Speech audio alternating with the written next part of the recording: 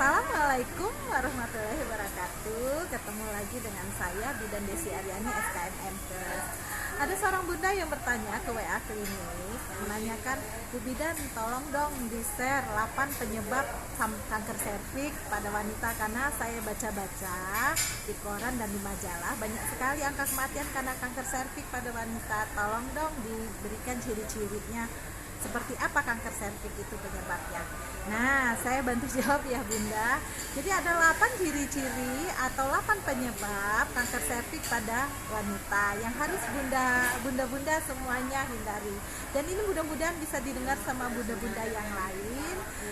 Masalah 8 penyebab kanker serviks ini diterapkan ya bunda-bunda. Yang pertama, merokok dan terpapar sinar rokok. Jadi terlalu sering merokok atau terpapar sinar rokok ini tidak baik ya bunda. Buat bunda-bunda jangan dilakukan.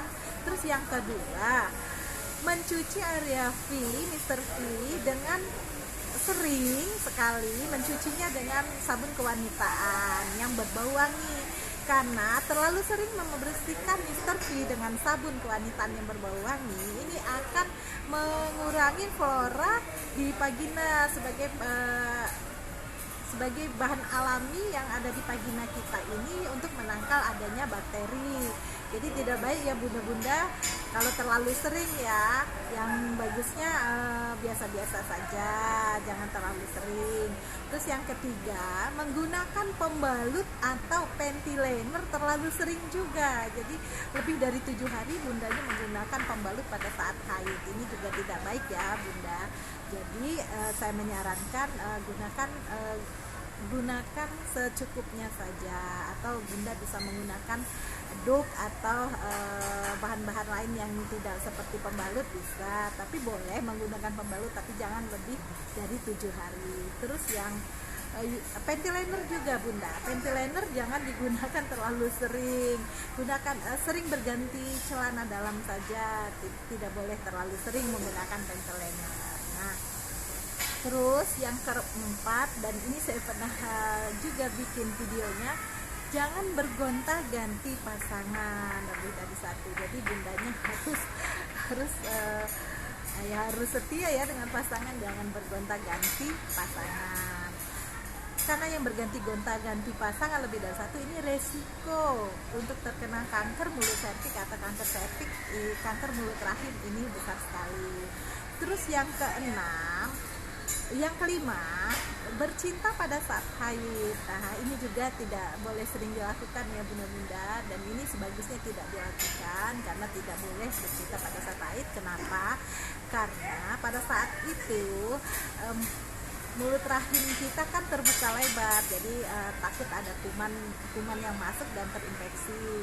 Terus yang keenam, adanya perdarahan kecil pada saat berhubungan. Jadi tidak baik ya bunda kalau ketika berhubungan sering berdarah, ketika bercinta sering berdarah. Nah, ini sampai berdarah itu ya tidak baik ya bunda ya. Terus yang ketujuh adalah sering keputihan dan berbau yang tidak sedap. Nah, sebaiknya bunda lakukan pap smear 3-5 tahun sekali jika bundanya terindikasi untuk sering banget keputihan. Karena untuk mengetahui kanker serviks ini bisa diketahui dari pap smear ya bunda ya.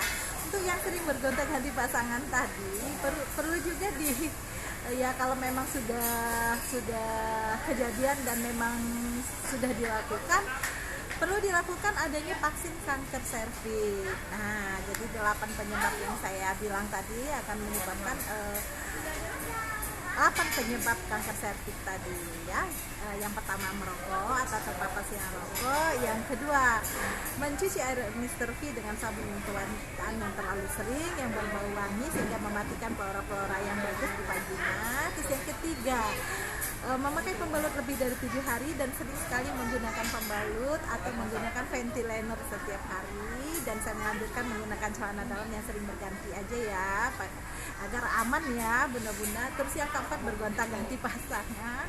Yang kelima, bercinta pada saat haid yang tidak saya anjurkan dan tidak boleh dilakukan. Yang keenam, bercinta sampai terjadi perdarahan kecil, dan ini sering terjadi dan ini tidak baik juga ya bunda.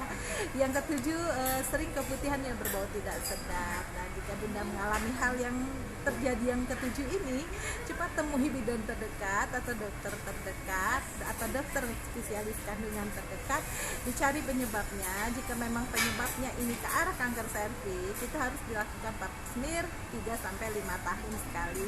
Tapi jika penyebabnya di luar itu seperti jamur, ya bisa diobati ya bunda, diobati sampai tuntas, dicari penyebabnya.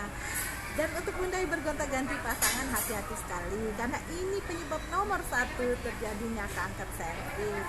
Terus yang kedelapan, menggunakan KB hormonal seperti pil KB hormonal itu lebih dari 5 tahun. Jadi jika bundanya menggunakan KB hormonal lebih dari 5 tahun, stop dulu ya bunda, nanti dilanjutkan kembali. Atau saya sarankan ya, ketika sudah menggunakan KB hormonal 5 tahun seperti pil KB, bundanya ganti dulu KB-nya yang non hormonal seperti IUD dan lainnya.